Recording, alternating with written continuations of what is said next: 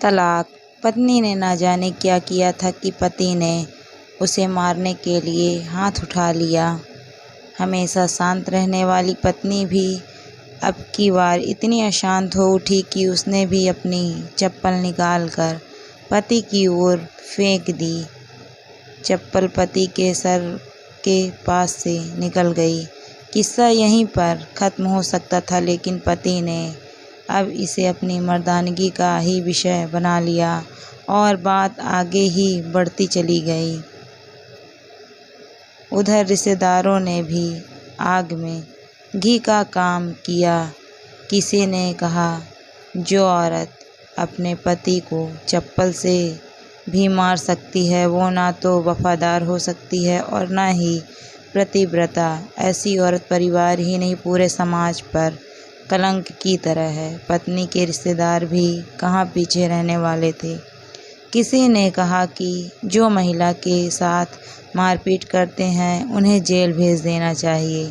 तो कोई कहता है ज़रूर उसको कोई और पसंद आ गई होगी, इसीलिए अब पत्नी से मारपीट करने लगा।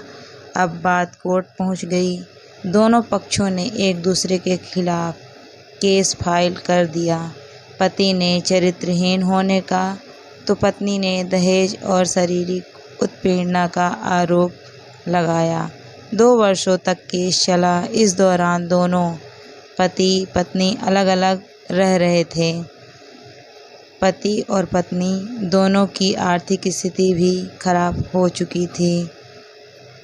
जिनको वो अपना शुभचिंतक समझ रहे थे, पैसों की बात आते ही वे आनाकानी करने लगते। अगर कोई देने को राजी भी होता तो ब्याज की शर्त पर। आखिरकार वही हुआ जो सब चाहते थे, तलाक।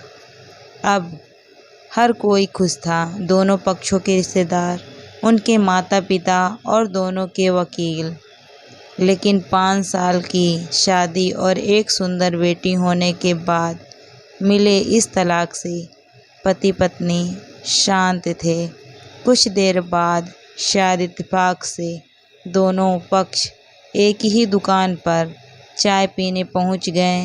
तभी पत्नी ने पति से कहा, अब तो तुम खुश होगे ना, क्योंकि तुम्हारे मन की जो हुई है। पति ने कहा, तुम भी तो आज जीत गई हो, मुझसे तलाक तो तुम्हें भी मिल गया है। पत्नी ने कहा, तलाक को जीत समझते हो। पति चुप रहा। थोड़ी देर की शांति के बाद पति ने कहा, मुझे तुम्हें 5 लाख रुपए अभी और हर महीने 8,000 रुपए देने हैं। पति कहता है कि अभी मेरे पास पैसे नहीं है, इसीलिए मेरा जो सिटी में फ्लैट है उसे तुम्हारे नाम कर देता हूँ। पत्नी बोली, लेकिन उस फ्लैट की कीमत तो 18 लाख है। पति ने कहा, हाँ, लेकिन हमारी बेटी तुम्हारे साथ है और भविष्य में उसके खर्चे भी बढ़ेंगे, तुम्हें थोड़ी आसानी हो जाएगी।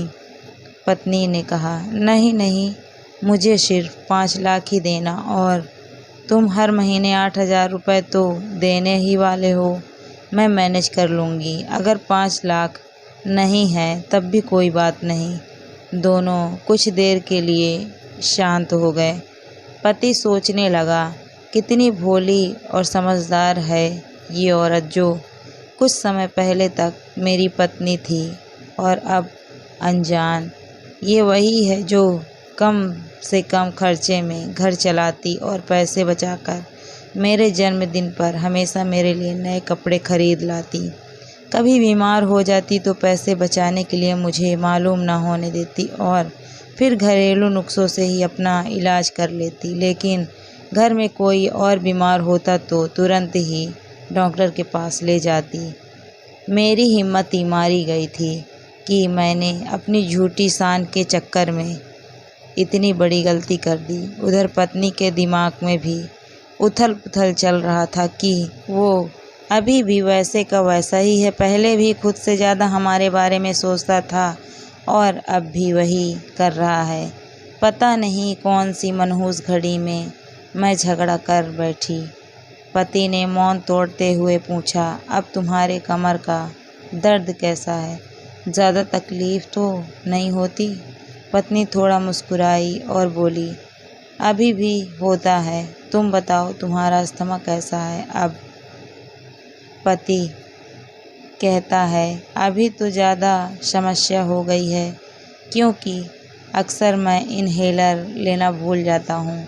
याद दिलाने के लिए तुम जो नहीं हो अब। पत्नी की आंखों में आंसू आ गए और वो बोली, तुम्हें मेरे चरित्र पर तो सवाल नहीं उठाना चाहिए था। पति कहता है, हाँ मैं भी जानता हूँ तुम अच्छी हो, मुझसे गलती हो गई, मैं दूसरे लोगों के बहकावे में आ गया था, लेकिन तुमने भी तो मुझ पर दहेज का इल्ज़ाम लगाया था। पत्नी ने कहा, मुझे इस बात का पछतावा है। पति कुछ कहना चाह रहा था, लेकिन वह हिचकिचा रहा था। पत्नी ने पूछा, कुछ कहना चाहते हो? पति बोला, क्या सब पहले जैसा नहीं हो सकता है? पत्नी बोली, क्या मतलब? पति बोला, हम फिर से पहले जैसे नहीं रह सकते, पति पत्नी बनकर, सच्चे दोस्त बनकर नहीं रह सकते? पेपर दिखाते हुए पत्नी ने कहा, पर ये डाइवोर्स के पेपर? पति ने अपने पास रखे डाइवोर्स के पेपर को फाड़ते हुए कहा, फाड़ देते हैं। पत्नी ने भी अपने पास रखे पेपर फाड़ दिए। वकील, रिश्तेदार और माँ बाप सभी हैरान हो गए। पति पत्नी एक दूसरे का हाथ पकड़कर अपने घर की तरफ चले गए। दोस्तों, ये कहानी उन पति पत्नी के लिए बड़ी सीख है जो छोटी छोटी बातों पर लड़ते हैं और फिर इन झगड़ों को बड़ा बनाकर अलग होने तक का भी निर्णय ले लेते हैं। प्यार और झगड़ा तो एक सिक्के के दो पहलू की तरह हैं, दोनों को ही स्वीकार करना होगा, तभी ये पवित्र रिश्ता अपनी मंजिल तक पहुंच पाएगा। Thank you for watching my video.